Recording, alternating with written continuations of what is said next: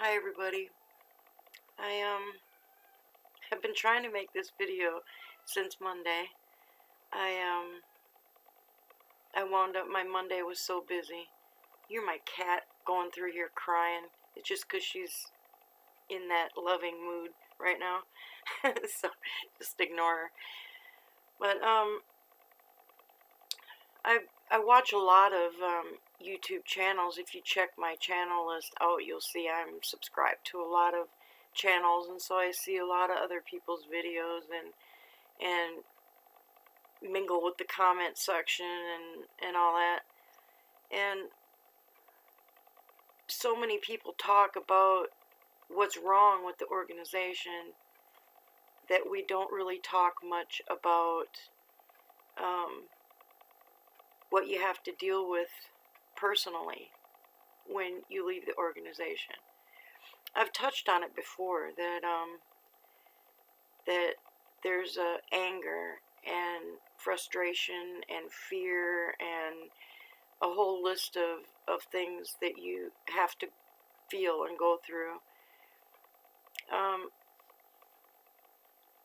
When I left the org, there was no internet, and really had no choice but to just go on with my life, and all the people I knew were just in the past, period. And so I just had to make a life for myself. But these days, with YouTube and the internet and Facebook and all that, people have contact with XJWs before they even leave the organization, when it wasn't like that when I left.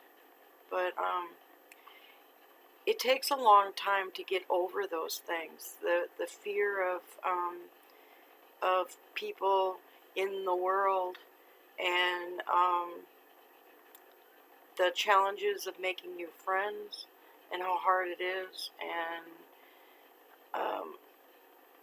just so many things. And so I just want to kind of explain what happened to me.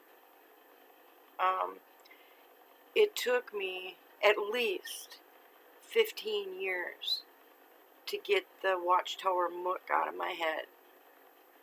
I had gone on with my life, yeah, but I still had that anger and fear and frustration and low self-esteem and the shame and everything that they hammer into you. So when you leave, they've pre-programmed you with the things like, well, if you leave the org, you're leaving God, you're leaving Jehovah, and you're gonna die in Armageddon, and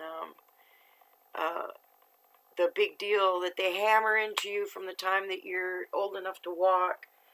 They hammer into you that the people in the world are bad associations. And there's a lot of things you got to sort out in your head, you know, who's a bad association and who isn't. When some of the people that you deal with in the organization itself may not be good associations, they may be bad associations themselves, even though they're a fellow Jehovah's Witness. So when you get out, you're out in the wide world, and gotta treat people different. And I know one of the biggest things that I had to deal with was being critical of other people, just like the Jehovah's Witnesses are today, where they hammer into the members that everybody's such a bad association, you know. And so even when it came to be, you know, making friends, I wasn't really sure how to do that. My self-esteem had really suffered, and it was affecting my relationships. And so I did go to therapy for that. Basically, it was the self-esteem thing, because I always felt such shame inside me. You know, they want you to go away and feel shame, and they want to shame you into being quiet when you leave, which worked pretty well back then, but not so much now that there's the internet. You know, people they're a lot bolder now and speak up, which is very courageous and brave, especially when you still have family on the inside. It's a, a lot of people toss around, should I or shouldn't I speak up, seeing as I still have family in there. And I understand that. I had my parents were in there, but my parents, once I got disfellowship for what I did, then my parents didn't talk to me anyway. So it's not like I lost out on a whole lot. I mean, I found other people that filled spots in my lives, and I focused on trying to be the best parent I could, and I knew I wasn't going to raise my children in that isolated society, because it's detrimental to your well-being when you are out in the real world. Because like I said in my video a long time ago, I carried a knife in my pocket for the first 6 months probably, because they had hammered into my head that worldly people were gonna be my downfall and cause my death. So I was really afraid of people out in the real world. And after I realized after a while I didn't have to carry a knife in my pocket. No one was coming to get me. No one was going to track me down, follow me, and stab me or shoot me or anything like that. So I relaxed about that, and then I thought, well, I met a whole bunch of really nice people that weren't Jehovah's Witnesses, and I always was taught that they were evil and godless and always trying to do evil, But there's so many people out in the real world that are true followers of Christ, and it made me realize, that was when I realized how many more things have they lied to me about. And then I went through a time where I was really angry at my parents. I was angry at them for telling me those things were true, making me believe that that's the way it was, when they didn't join the organization till they were in their early 20s, so they knew that there were good people in the world. So how come they didn't tell us that? We were just raised to believe that everybody in the world was doing evil and was doomed, and they wanted to kill you and all of that, I didn't know any better, because I was purposely isolated from the general public. You can't be their friends. You can't associate with them at school. Even if you have a job, you're not supposed to be friendly to them. Speak to them if you have to, and that's it. And they were just send you down the wrong trail. But you see, when a person leaves the Watchtower organization, number one, God's pretty portable, and He goes with you. If you believe in God and you have faith in God and Jesus, then they go with you wherever you go. Just because you leave an organization doesn't mean that they don't go with you. And that took a while to sink in too, because I was afraid that when I had my daughter's first birthday, I was scared that I was going to be struck dead by a bolt of lightning coming out of the sky, because I was angering God by having a little birthday thing for my daughter. How cruel is that to do to people? And if the organization is supposed to prepare you for every good work, like they say the Bible does and stuff, then how come you're not prepared to live in the real world? You have to function in the real world. And I didn't even know who to go to or how to go to people for help for different things out in the real world. I wasn't taught those things. I was taught that the world was going to end before I graduated high school, and so everything after high school, even the thought of going to college, well, you can't go to college because the the system isn't going to last long enough for you to finish college, and so you're always fed these doom and gloom, doom and gloom and fear and all that, and there was just so many things that I was taught that were wrong, and I had to find out on my own.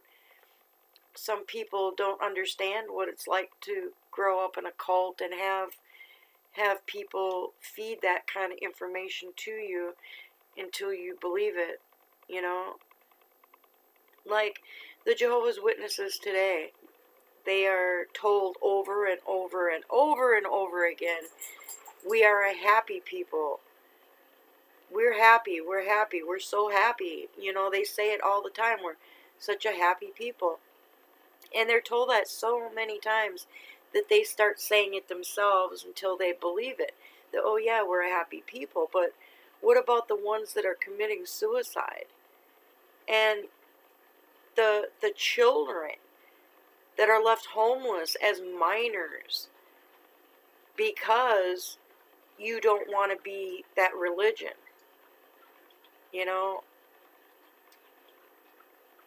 My parents would not even give me the time of day if I called them. They would say, I can't talk to you, and hang up. There wasn't caller ID back then, so they had to answer the phone.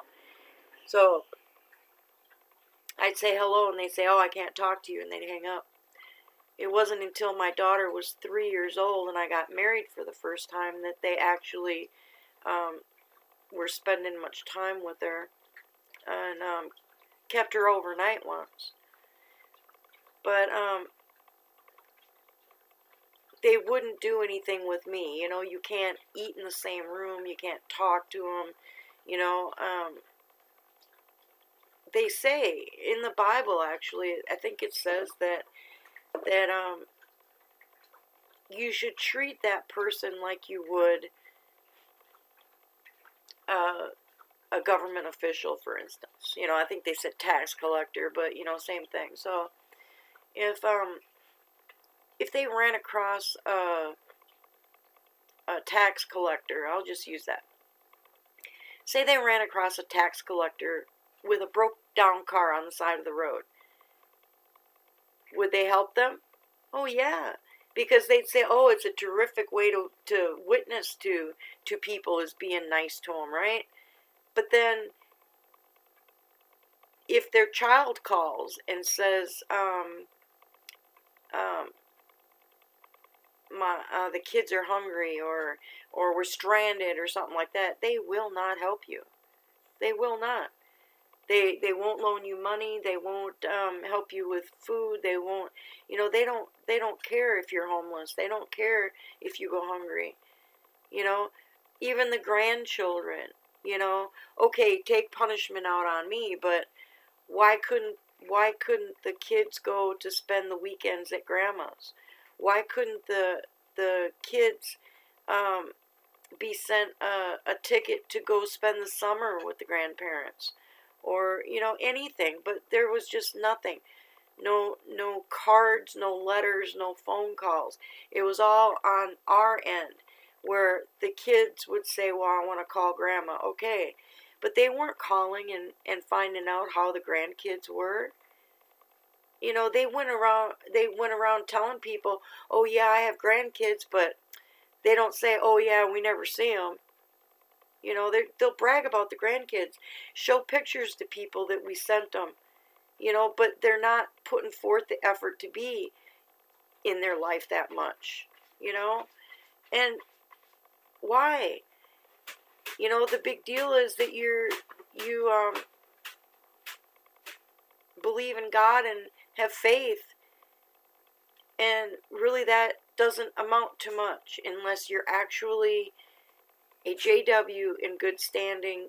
Then we will help you with anything. They would bend over backwards.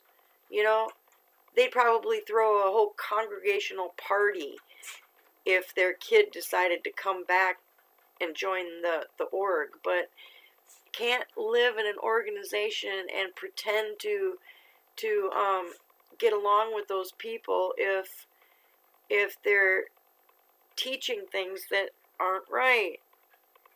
But you cannot tell a Jehovah's Witness that what they believe is not right or not biblical or scriptural. You can show it to them in the Bible, and they will deny it. They will say you're wrong. They'll think up of reasons to say that it's wrong, because you cannot teach them anything. They know it all.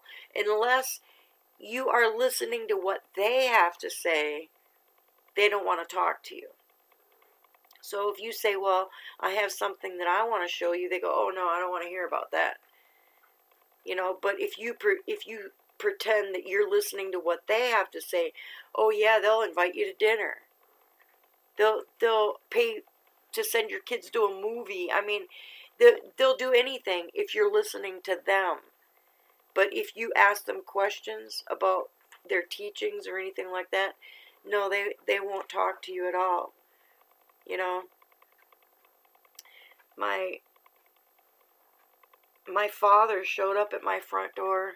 You know, I moved 850 miles south from my parents, and 23 years after I left, he shows up at my front door. Somebody says, hey, your dad's at the gate. And I was like, my dad? And I went out there, sure enough, there he stood. And I invited him in. I gave him coffee and a donut, and I was going to be a better person than the way he would treat me. And I gave him coffee and a donut, and we had this like a 2-hour discussion. Him telling me that he wanted to be involved in my children's lives, and he wanted to be their grandfather, and all this. And then it boiled down to, well, have you ever thought of coming back? And I said, no. And you know, he left the next day, and my kids never heard from him. For wanting to be in their life and everything, he made zero effort. No phone calls, no letters, no presents because I love you, or nothing. Absolutely nothing. Just because I didn't want to go back, he'll treat the grandchildren that way. I don't know how it was with my brother and his kids, but it was that way with me and my kids. My kids, they liked him, you know, when they saw my parents, they liked them and everything, but they never really understood how a cult makes them treat their children. And if somebody doesn't understand, take a look through articles like the PTSD, religion-related PTSD, and see what those people go through. It's post-traumatic religious or church. Oh, I forget the name of it. Off the top of my head, but it's church-related PTSD, basically. They have a name for it. Church trauma. Something like that. But, like I say, it bothered me for years. And it always found a way of creeping itself into there. And so when people come out of the organization, they can't expect that a month after they get out that everything's going to be fine and they're going to be unindoctrinated and have everything, all their ducks in a row. It doesn't happen that way. There's things that you have to learn, that you have to go through. There's things that hold you back that you might need therapy for. There's things that you have trouble doing you might need counseling for. And, you know, it goes on and on. Some people need medication for depression. I was depressed for years. They diagnosed me as with dysthymia because I just had depression all the time. I was on depression meds for years. And it wasn't until really after I went through the ordeal with cancer that I actually came around to straight thinking you know. So it was about 17 years, you know, after I got out, that I finally came to terms with what they had done and did. And I came to terms with the anger and all that. And it was like the depression disappeared, um, with my cancer. You know, it was like it all disappeared together. And when I got onto the internet and I realized that there were so many thousands and thousands of people that had been through the exact same thing, had been told the exact same thing by the elders, been treated the same way, told the same things, I was like, when is this going to stop? You know, why they tell people, oh yeah, well we've changed our we've adjusted our policies and we've updated them, and you know, they tell you all this stuff. No, they haven't. If they told me that 36 years ago and now they're still doing it today, they haven't changed anything. You know, so people got to speak up and say, hey, you know, got to do something about that and help these people, because they come out of that organization damaged. Their families are destroyed for generations. It destroyed 3 generations of my family just by my parents joining it. It's just no good. And Jehovah's Witnesses, if you're listening, Russia did not ban Jehovah's Witnesses because they use the name Jehovah or anything like that. The reason they banned you, one of the reasons, is because you destroy every family you touch, is pulled apart and destroyed. And family is the core of society. And the Russian people don't want their society being destroyed like the United States. You know? I don't think it's fair either. You know? But I just had to speak up and say something. So when I started my YouTube channel, and I started from the beginning and told people what I've been through and what I was told and what happened and where I went, what I did, you know. Life could have been so much better if our family was all together, you know, but people get their own ideas. I figured at first I'd just let my parents do what they were going to do because they're adults, you know, it's their decision, whatever. You know, and I never said anything to them. But now that they're gone, I regret not saying anything to them about it. Because maybe I could have woken them up. Maybe my Jehovah's Witness mother wouldn't have tried to kill herself 5 times if the Watchtower hadn't destroyed their family. If she could have had things different. You know? Instead of calling them up and saying, oh, I can't talk, and hanging up on their kids. You know? What would life have been like? But anyway, I just wanted to say, you know, people talk about Watchtower and how bad it is, but not a whole lot of people talk about what you have to go through emotionally, psychologically, mentally. It's a long road. And don't think you're going to be cured in a month. It takes a long time to get past those things. And if you need counseling or therapy, do it. Don't be afraid. Don't feel bad because you're doing it. Don't feel guilty or ashamed or anything. Be proud of going, because it's going to help you and your family. So do it and be proud about going. Don't be ashamed of going or afraid to tell people. Tell people, yeah, I went to counseling. I went to counseling twice for those reasons I told you. You know, if you have to, you have to. You know, and it is good. My cat's playing with a box. Lucky, stop. No, he's going to go back to playing with the box. I don't know if you can see him down there. See him down there? He's playing with that box. I don't know, cats in boxes. But anyway, I'll talk more about it later. But all these XJWs out here, if you're tired and exhausted dealing with Watchtower stuff all the time, take a break, restore your soul, get some rest, and then come back and fight another day, because there's other people that are pulling up the slack. If you need to rest, you got to think about yourself.